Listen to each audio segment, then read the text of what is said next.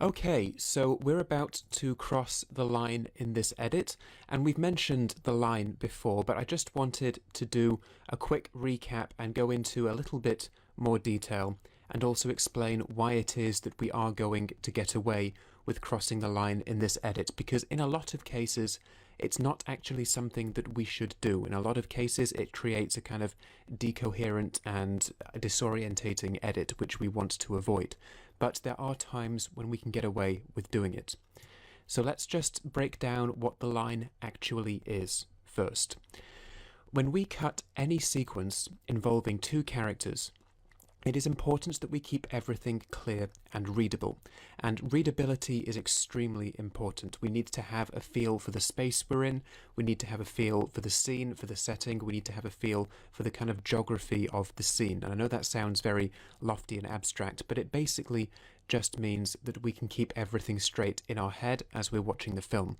There should not be an edit where we suddenly go, hang on a second, what? Or where did that come from? Or how was somebody in there? Or where did, we shouldn't have sudden confusing edits like that unless we want to have the viewer be confused in that particular scene. The line is vitally important in doing this, in keeping everything clear and easy to read. I've got a diagram on the right hand side here, and A and B are actors, the cameras are unsurprisingly cameras, and the shots that we have underneath are what each camera is seeing. So the shot beneath is what the camera above can see. Now, as long as we keep the camera on the same side of the line when we move it, George and Tom will always appear to be looking at one another, which is what we want. If we change everything over and we have a camera go to the other side, then what you can see is that both characters appear to be looking in the same direction. And if they're talking to each other, that doesn't really make a lot of sense. It's a weird layout, and it's not a very good way to conduct an edit, especially of dialogue or of two characters in some kind of distant interaction. One note to make here is that the same logic also applies to characters making a journey across the screen. Remember the early shots we had of Tom walking down the pier? If we flipped one of those shots around so that he's walking from left to right on one shot and then right to left on the other, that's like crossing the line but with only a single character in motion. Usually, when a character is making a journey across the screen, and I think I've said this before, we want them to be going in one direction until that journey ends or until they start to double back on themselves and go back the way they came for whatever reason. So, this is a fairly decent overview of the line and what it means in dialogue sequences in particular. Let's talk a little bit about why we're crossing this line. And actually, the reason for us crossing this line this time is very, very simple and very easy. We have no choice.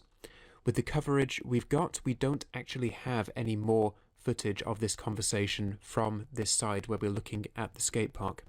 And also, both characters turn to face the skate park at this point.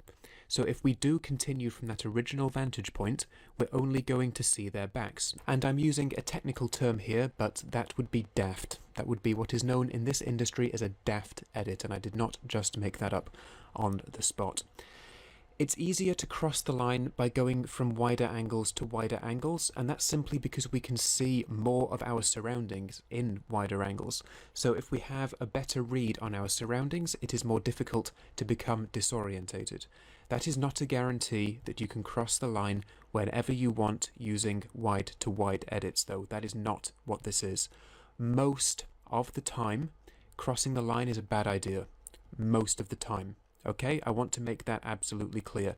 You cross the line when it's either a practical necessity or it's essential to the effect of the edit. Sometimes disorientation is the goal, and that's what I mean by that. So it can be creatively motivated, even when not practically necessary to continue the edit.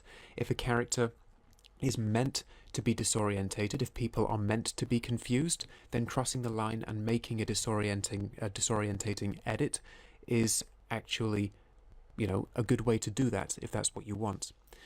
And finally, this trick can be used to show shifting status dynamics in some scenes, sometimes like a fight or a heated argument or an interrogation, and this is difficult to make it work, but it's possible. It's all about establishing which character has the power and then finding a way to cross the line so that the other character adopts their position when the tables turn. That's very difficult to do, and it requires some very well planned cinematography, but it is possible. So we've covered all we need to know about the line for this edit, so click on through